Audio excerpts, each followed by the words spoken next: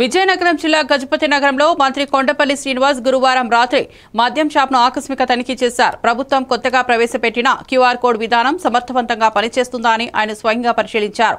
మంత్రి శ్రీనివాస్ మాట్లాడుతూ ఈ విధానం కల్తీ మద్యం నివారించడానికి ఉపయోగపడుతుందని, క్యూఆర్ కోడ్ ద్వారా మద్యం ఎక్కడ తయారై ఏ షాప్ ద్వారా అమ్మకాలు జరిగాయో తెలుసుకోవచ్చని తెలిపారు. ఈ తనిఖీతో మద్యం వ్యాపారంపై ప్రభుత్వ నియంత్రణ బలపడ్డదని చెప్పారు.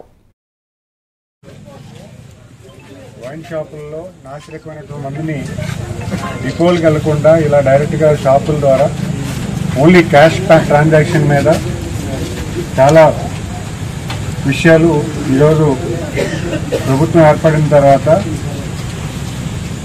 ఆ ఇష్యూస్ అన్నీ కూడా బయటకు తీసి నిందితులైన వాటి మీద కేసులు కూడా పెట్టడం జరిగింది. ఇవన్నీ కూడా వెలుగులోకి వచ్చాయని ఈరోజు రీసెంట్గా 10 రోజులుగా ఒక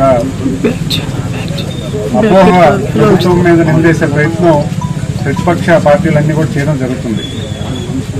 అవి కూడా తొలగించాలని ఈరోజు ప్రతి బాటిల్ మీద కూడా హాలోగ్రామ్ పెట్టి ఆ హాలోగ్రామ్లో స్కాన్ చేసిన తర్వాత ఈ బాటిల్ మ్యానుఫ్యాక్చరింగ్ ఎక్కడైంది, మ్యానుఫ్యాక్చరింగ్ డేట్ ఎక్కడ, ఏ డిపోలోకి, ఏ గవర్నమెంట్ డిపోలోకి అది రావడం జరిగింది, ఆ డిపో నుంచి ఏ షాపులో అది అమ్మబడుతుందన్న విషయాన్ని పూర్తిగా హాలోగ్రామ్లో మనకి వస్తున్నటువంటి విషయం.